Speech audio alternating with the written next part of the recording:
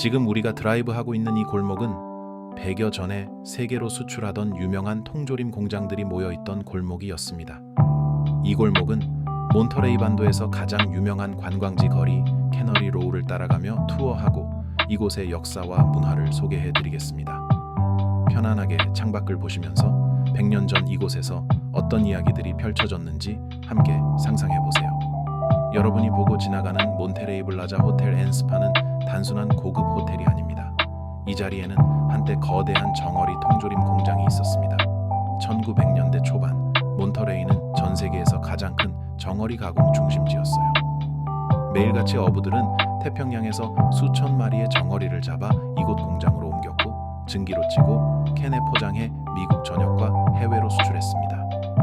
하지만 1910년대 후반이 되면서 무분별한 남획과 해양 환경 변화로 정어리가 급격히 줄어들었고 결국 1910년대에 공장들이 문을 닫게 되었습니다. 그리고 시간이 흐르면서 오래된 공장들은 호텔, 레스토랑, 그리고 관광 명소로 다시 태어났죠. 우리가 달리는 이 길, 캐너리 로우도 바로 그 흔적을 간직한 곳입니다. 캐너리 로우, 존 스타인백이 사랑한 거리. 우리가 지나는 이 거리, 바로 캐너리 로우라는 길입니다.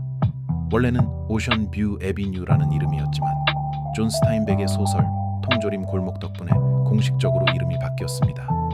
스타인백은 몬터레이에서 어린 시절을 보냈고 이곳에서 살아가는 어부, 노동자, 과학자들의 모습을 소설 속에 담았어요. 그의 소설을 보면 정어리 공장에서 일하던 멕시코와 중국, 이탈리아 이민자들의 이야기, 거리에서 술을 마시며 시간을 보내던 사람들, 그리고 해양 생물을 연구했던 실존 인물 에드리케츠 박사가 등장합니다. 이제 오른쪽을 보시면 바로 스타인백과 그의 친구 에드리케츠 박사의 연구소가 있습니다. 리케츠는 바다 생태계를 연구한 해양 생물학자로 그의 연구가 나중에 몬터레이 베이 수족관을 세우는데 큰 영향을 주었죠. 몬터레이 정어리 산업과 구름다리, 창밖을 보시면 건물들 사이에 있는 작은 구름다리, 스카이 브리지가 보이실 겁니다. 이 다리는 과거 전거리 공장들이 바닷가에서 잡은 정어리를 신속하게 공장으로 옮길 수 있도록 만든 구조물입니다. 과거에는 수백 명의 노동자들이 이 다리를 통해 정어리를 공장으로 옮겼고 기계들이 쉴 새 없이 돌아가며 캔에 담아냈죠. 하지만 정어리가 사라지면서 이곳 공장들도 하나둘 문을 닫게 되었습니다. 몬테레이 베이 아쿠아리움, 베이 수족관, 자연과 인간의 공존 몬터레이 베이 수족관입니다. 이곳은 한때 거대한 정어리 공장이 있던 자리였어요. 하지만 지금은 바다 생태계를 보호하고 연구하는 세계적인 해양 수족관으로 변신했습니다.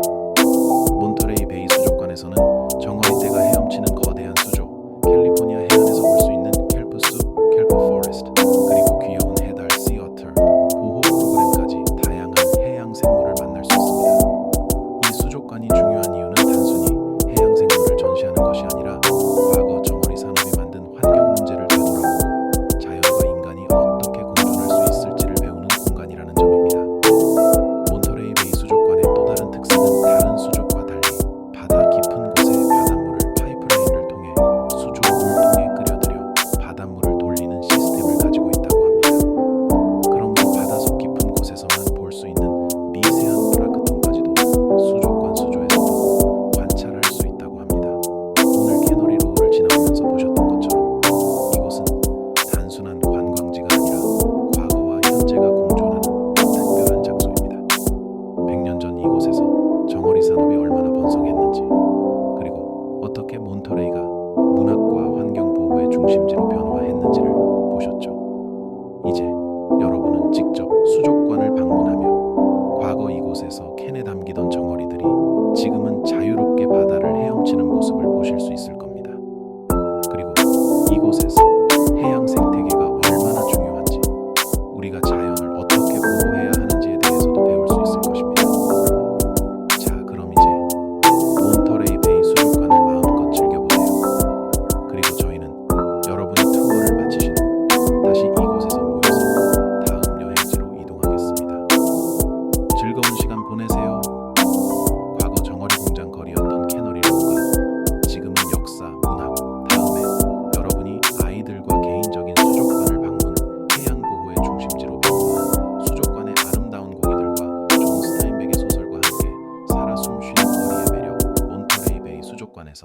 아이들과 함께 자연을 배울 수 있는 기회가 될 것입니다. 개스관광 신영호 열림이 만들었습니다. 좋아요, 구독 부탁합니다.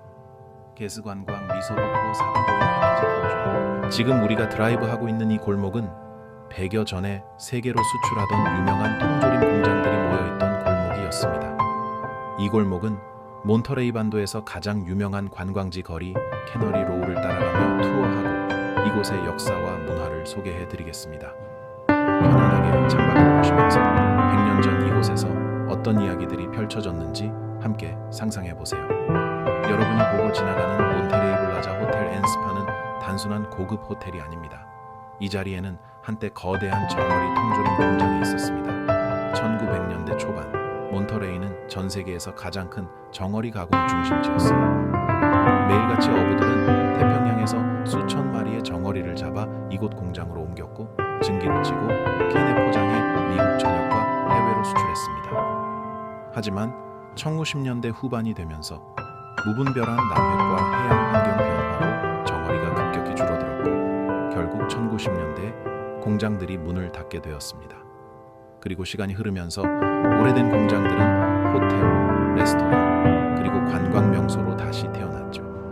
우리가 달리는 이 길, 캐너리 로우도 바로 그 흔적을 간직한 곳입니다. 캐너리 로우, 존 스타인백이 사랑한 거리. 우리가 지나는 이 거리, 바로 캐너리 로우라는 길입니다.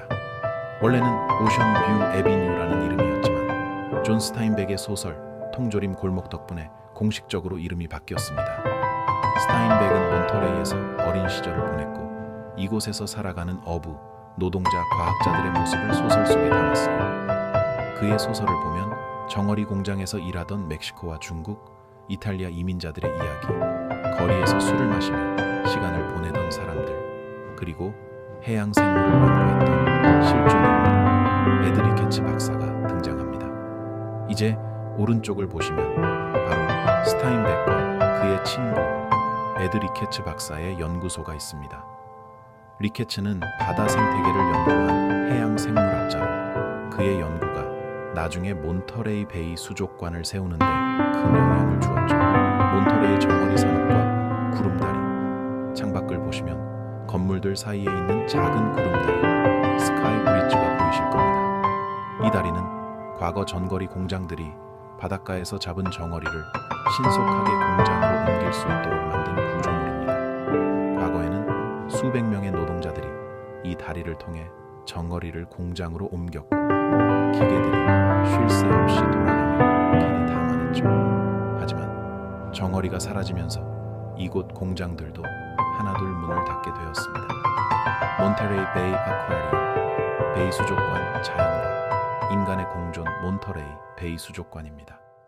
이곳은 한때 거대한 정어리 공장이 있던 자리였어요. 하지만 지금은 바다 생태계를 보호하고 연구하는 세계적인 해양 수족관으로 변신했습니다.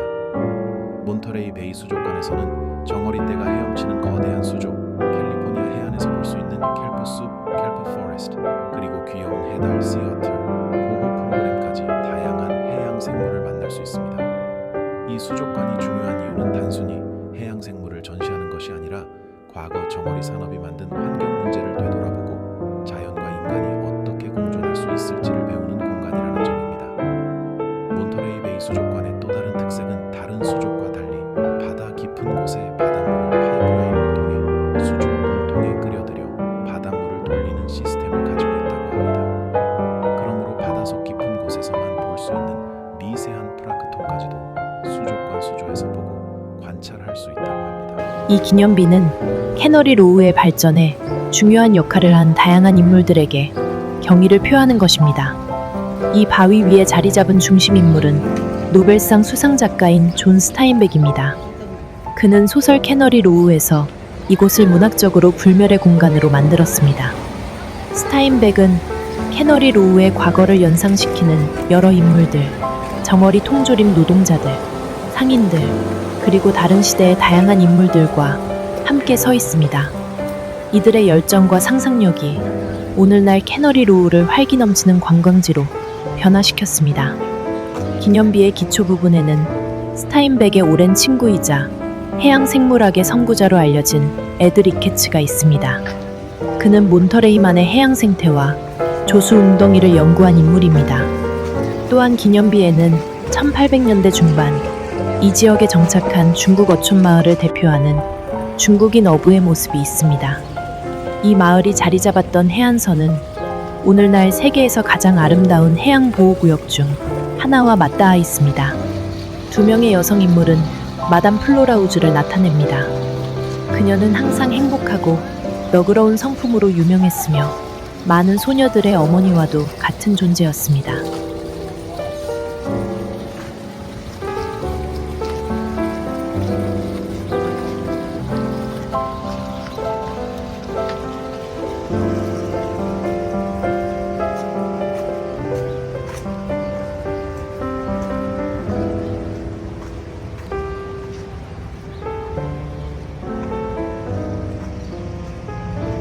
이 기념비는 캐너리 로우의 발전에 중요한 역할을 한 다양한 인물들에게 경의를 표하는 것입니다.